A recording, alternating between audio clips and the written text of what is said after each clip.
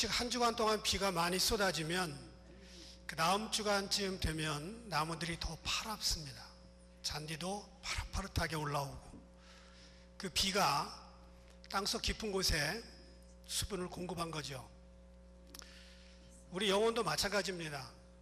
인생에 몇 번씩은 한번 은혜가 깊이 들어가는 경험을 가지면 하나님을 깊이 만나는 그런 사람들이 될 수가 있습니다.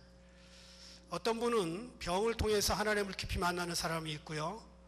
또 어떤 분은 사랑하는 사람을 떠나보내고 하나님을 깊이 만납니다. 또 어떤 분들은 실패를 통해서, 또 어떤 분들은 재물을 잃어버리고 하나님을 깊이 만나기도 합니다. 본문에 나오는 이 사마리아 여인은 이미 5번이나 결혼했던 상처 많은 여인입니다. 여자들이 한 번 이혼할 때만 해도 인생이 흔들리고 큰 아픔을 겪는데 5번이나 된다면 얼마나 힘들었을까. 아마 이 정도 되면 인생의 기쁨은 다 사라지고 남자들에 대한 기대는 없는 채 그저 살기 위해 몸부림치는 서바이벌 본능만 남아있다, 그렇게 봐도 크게 틀리지 않을 겁니다.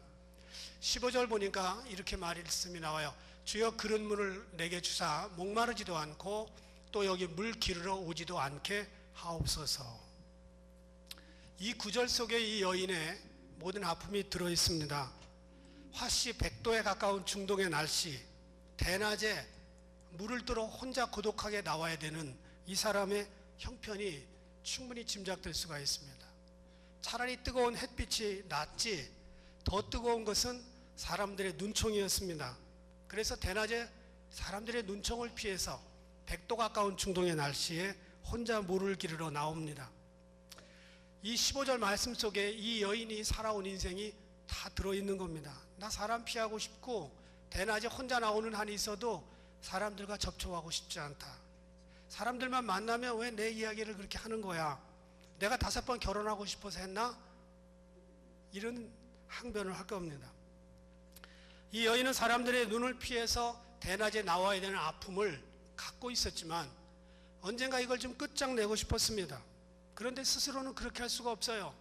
왜냐하면 물은 먹어야 되니까. 여인은 대낮에 사람들의 눈을 피해가면서 우물에 오는 일에 지쳤습니다.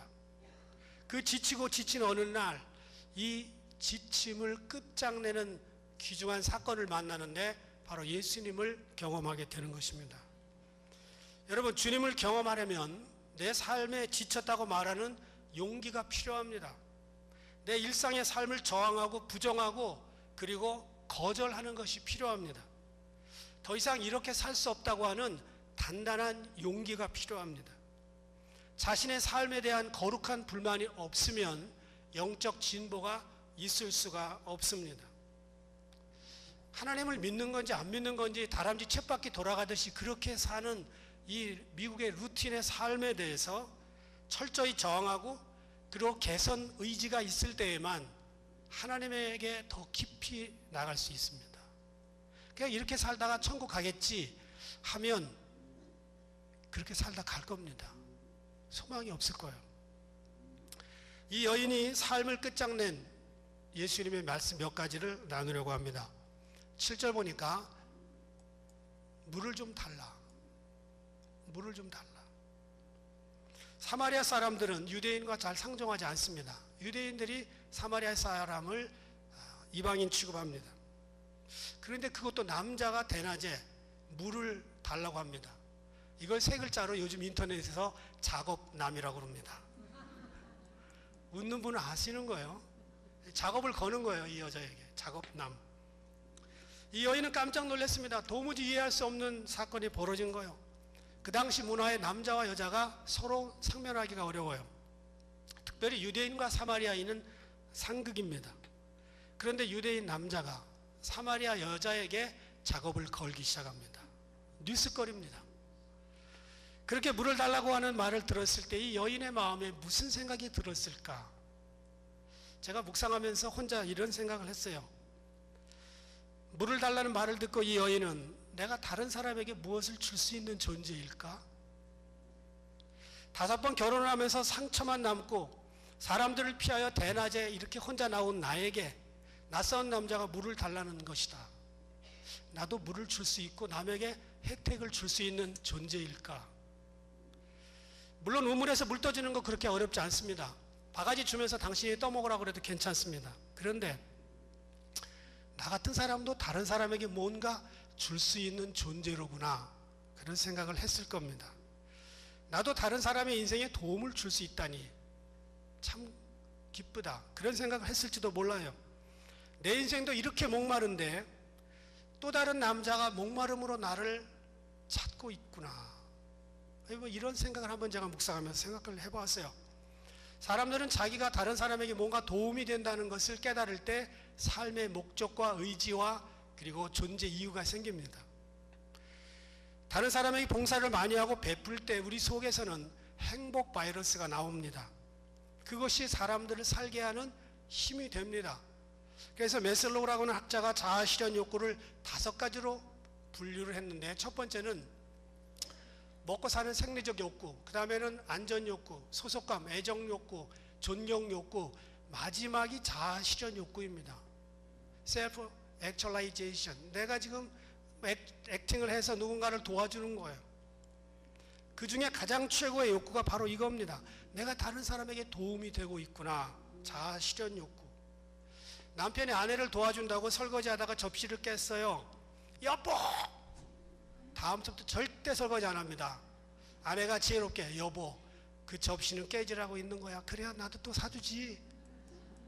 그러면 설거지 신나서 합니다. 지혜로운 여인이죠. 딸이 엄마를 도와준다고 아빠의 와이셔츠를 데립니다. 자기가 데리는 것보다 형편없죠. 그런데 계속 내버려 둬야 돼요. 그래야 자기도 편하고 딸도 다름질 제대로 할 날이 와요. 그 딸이 뒤통수에다 대고 쓸데없는 짓 하지 말고 들어가 공부나 해. 그러면 공부도 안 하고 다림질도 안 해요. 여러분, 인생이 다른 사람에게 도움을 줄 수 있다고 하는 셀프 리얼라이제이션, 셀프 액팅, 이런 것들이 도움이 된다고 하는 걸 느낄 때 그 사람은 삶의 존재를 느끼게 됩니다.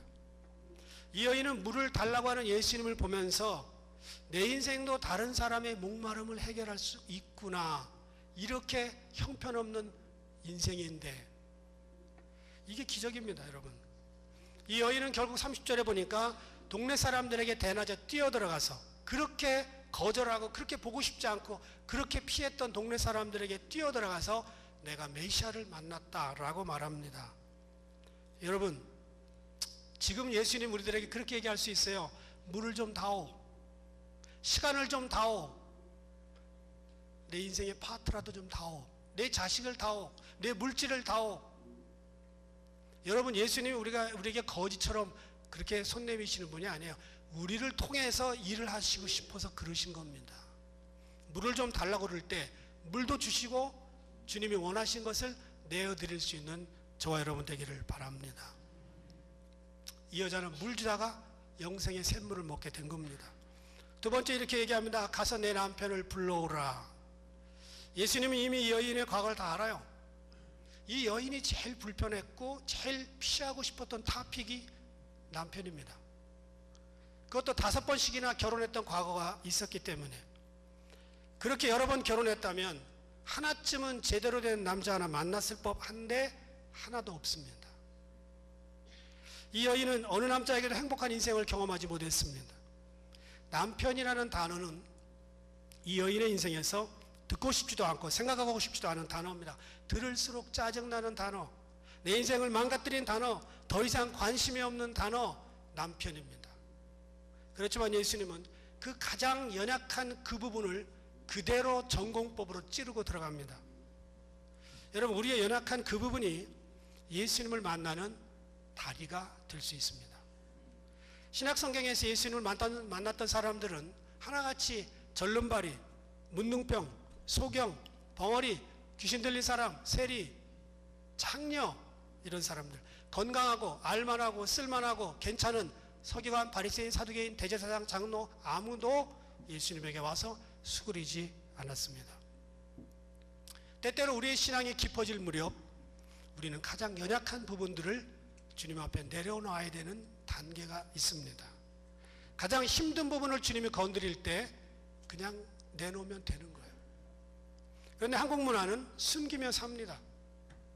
유교 문화가 그래요. 숨기고 감추고 누르고 사는 것이 한국 문화입니다. 체면이 중요했고 속은 썩어도 사람들 앞에서 내 자신을 반듯하게 꾸며야 됩니다. 목사에게조차 자기 인생 얘기를 안 하니까 저도 여러분들 인생 잘 몰라요. 기도해도 주님이 가르쳐 주시지도 않고 모르는 건 그냥 적당히 넘어가면서 목회합니다. 체면 문화. 그래서 한국 여자들이 세계에서 제일 화장품을 많이 쓴다는 거 아니에요? 한국 남자들이 박사학위 가짜가 제일 많다는 거 아니에요? 가짜 박사학위 그거 돈천 부리면 준대요. 사는 거예요. 그래서 꾸미는 거예요. 우리 집은 이랬다. 오죽하면 어렸을 때부터 감추려고 이런 노래를 부르고 자랐어요. 꼭꼭 숨어라, 머리카락 보일라. 다 감추는 문화예요. 컨실링, 덮어두는 거예요. 여러분, 그런데 찬양은 이렇게 말합니다. 우리에게 내 모습 이대로 주 받으옵소서. 내 모습 5번 결혼하고 이혼하고 so what? 주님 괜찮습니다. 다 까발리세요. 괜찮습니다. 제 약점, 제 부끄러움, 제 엄청난 과거 괜찮습니다. 다 오픈해도 좋습니다. 이렇게 하고 나올 때 우리는 생각할 수 없었던 은혜가 있을 줄 믿습니다. 미즈노 겐조라고 하는 일본의 유명한 시인이 있었습니다. 시인이 아닌 시인이에요. 이분이 괴롭지 않았더라면 짧은 시를 썼습니다. 만일 내가 괴롭지 않았더라면 하나님의 사랑을 받아들이지 않았을 것을, 만일 모든 형제들로 괴롭지 않았더라면 하나님의 사랑은 전해지지 않았을 것을, 만일 우리 주님이 괴롭지 않았더라면 하나님의 사랑은 나타나지 않았을 것을. 이게 다예요. 1937년생입니다. 초등학교 4학년 때 이지를 앓고 뇌막염을 얻어서 표현 능력을 상실했고 평생 말하지도 못하고 듣지도 못하고 움직이지도 못합니다. 움직일 수 있는 거? 눈, 그게 다입니다. 눈으로 시를 쓰는 거예요. 눈으로 말하면서 어머니에게 사인을 보내서 자기 일본 스펠링을 체크해가지고 내 은혜가 내게 족하다, 나된 것은 하나님의 은혜다, 이런 주옥같은 시를 170편을 썼습니다.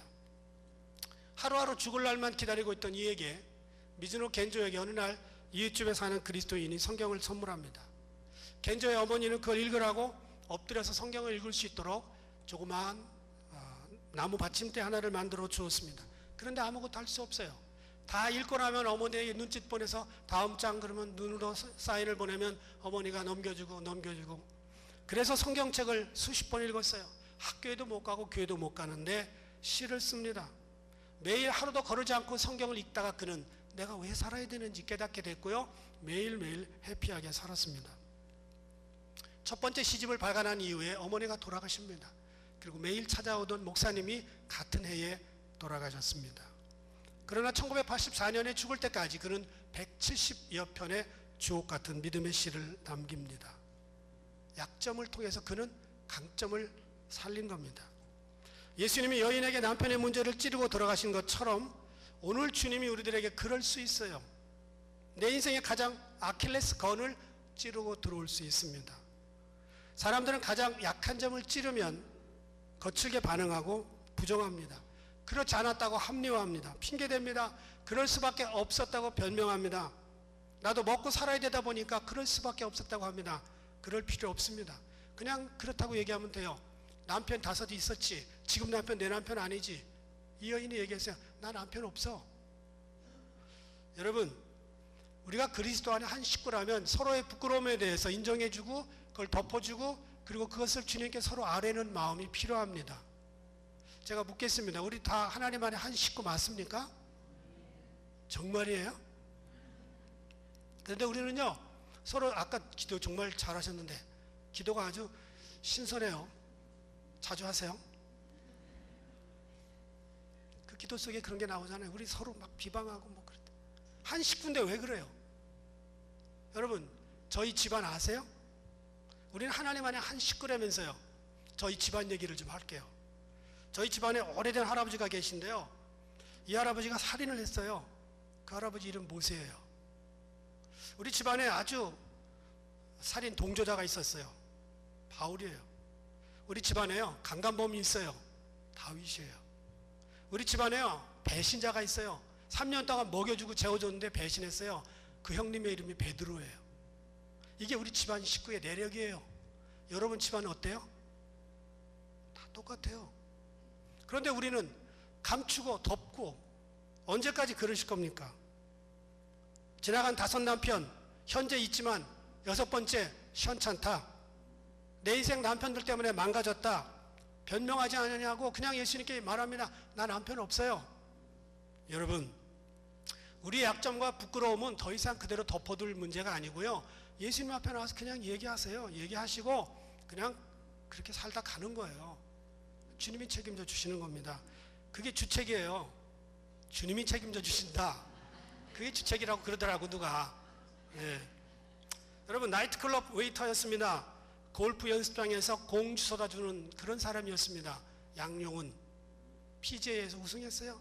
해피하우스 가면 사진 붙어 있습니다. 나이트클럽에서 부킹 주소 내던 사람이, 삶이 너무 힘들어서 고등학교 때 2번 자살하려고 했던 사람, 노래 잘 불러서 가수가 됐어요. 가난하고 불쌍하고 자살하고 싶은 사람들 보면 너무 불쌍해서 도네이션을 척척합니다. 기부왕 김장훈. 토크쇼의 여왕 오프라 윈프리, 사생아로 태어났습니다. 9살 때 강간당했습니다. 14살 때 미혼모가 됐습니다. 그런데 지금은 토크쇼의 여왕, 대선에 나갈 생각도 하고 있대요. 여러분, 남아프리카 공화국에 가면 오프라 윈프리 학교가 있습니다. 지도자를 양육하고 있어요. 세계적인 작가 조앤 롤링, 해리포터를 썼습니다. 그가 정부에서 보조금을 받으면서 자기 동네 한쪽 구석에 앉아가지고 카페에서 원고를 썼습니다. 이런 약점들이 뭐 어때요? 괜찮지 않아요? 모자라면 어떻고, 돈 없으면 어떻고, 못생겼으면 어때요? 괜찮아요. 주님을 깊이 만나려면 자기의 약점을 그대로 하나님께 드러내는 것이 필요합니다. 의사 앞에 가서 부끄러우면 수술 받지 못하죠. 그래서 의사 쳐다보지 말라고 마취하는 거예요. 여러분, 부끄럽게 생각하지 말아야 됩니다. 희망봉에 얽힌 이야기가 있습니다. 남아프리카 희망봉. 오랫동안 사람들은 그 희망봉을 폭풍의 기슭이라고 불렀습니다. 그곳에만 가면 엄청난 파도와 흉흉한 바다가 있었습니다. 그런데 15세기에 포르투갈의 바스코 다가마가 거기를 통과합니다. 당당히 성공했습니다. 그리고 통과하고 나니까 그가 거기에 기록했습니다. 그곳을 지나고 나니 세계에서 가장 잔잔한 인도양과 아름다운 해변이 기다리고 있었다. 그 이후에 그 이름을 Cape of Good Hope, 희망봉이라고 바꿨습니다. 폭풍의 기슭이 희망봉으로 바뀝니다. 여러분, 잔잔한 인도양, 아름다운 해변, 폭풍 후에 막혀서 못 볼 뻔했습니다. 이 여자, 가서 남편을 데려오라. 그 말에 아무 소리 안 하고 남편 없다고 그랬습니다. 세 번째, 이 여인은 예배에 관심을 가졌습니다. 20절 보니까 그렇게 나와요. 우리 조상들은 이 산에서 예배하였는데 당신들이 말은 예배할 곳이 예루살렘에 있다 하더이다. 여러분 생각해 보세요. 5번 남자 갈았어요. 6번째 남자하고 살고 있어요. 예배에 대한 관심을 가지는 캐릭터와 전혀 다릅니다. 우리가 흔히 생각할 때 5번 결혼하고 이혼한 여자는 유대인 남자를 만났으면 이런 자세가 나와야 돼요. 껌을 이렇게 탁 씹으면서. 혹시 당신 남자 친구들 가운데 6번째 될 만한 사람이 있어요? 괜찮은 사람이 있어요? 좀 소개시켜 주세요. 나 인생 바꾸고 싶어요. 이렇게 다리 적당히 흔들어가면서 자세 나오죠. 그런데 이 여인의 입에서 이상한 얘기가 나와요. 예배에 대한 이야기가 나옵니다. 예배. 이 여자가 무슨 예배에 이렇게 관심이 있었을까? 그의 깊은 속에는 하나님을 향한 갈망이 있었습니다. 아픈 인생을 산 사람일수록 영적 갈망이 깊습니다. 전도할 때 힘든 인생을 산 사람을 만나거들랑 집요하게 물고 늘어지면 나중에 좋은 집사가 될 수 있습니다. 평탄한 인생을 산 사람들은 아무리 전도해도 마음이 잘 깨지지가 않아요. 힘든 걸 몰랐기 때문에. 하나님 없는 행복에 취한 사람들은 복음을 잘 받아들이지 않습니다. 그 행복에 젖어 있습니다. 그런데 이 여인처럼 5 남자에게 만족하지 못한 이 여자, 그 속에는 누구도 채울 수 없는 영적 공간이 있습니다. 예수님은 거기를 그대로 드리볼레에서 꼬린을 시켰던 것입니다. 이런 사람일수록 예배에 대한 깊은 욕구가 있습니다. 예수님은 그걸 알고 있어요. 여러분 어떤 모습으로 왔든지 예배에 대한 갈급함이 있어야 됩니다. 예배는 모든 사람의 삶을 변화시키는 중요한 통로입니다. 예배를 통해 기도하고, 예배를 통해 찬양드리고, 예배를 통해 말씀을 듣습니다. 예배 시간에 성령의 임재가 가장 강하게 나타납니다. 예배에 배고팠던 이 여인은 예수님에게 예배에 대해서 물어요. 우리 그리심산에서 예배 드렸는데 당신들은 예루살렘에서 드린다며. 또 25절 보니까 메시아가 오신다고 하는데 여기까지 알고 있었습니다. 이 여인은 나 진정한 예배 드리고 싶다. 예배 드리면서 지나간 과거를 좀 씻고 싶다. 나 새 출발하고 싶어. 6 남자를 통해서 만족하지 못했던 이 여인이 7째 남자 예배의 주인공인 예수님을 만나서 인생이 완전히 뒤집어졌습니다. 여러분, 새로운 날은 예배와 함께 찾아옵니다. 예배는 새 인생을 살고 싶어하는 모든 사람들에게 가장 적절하고도 가장 강력한 통로가 될 수 있습니다.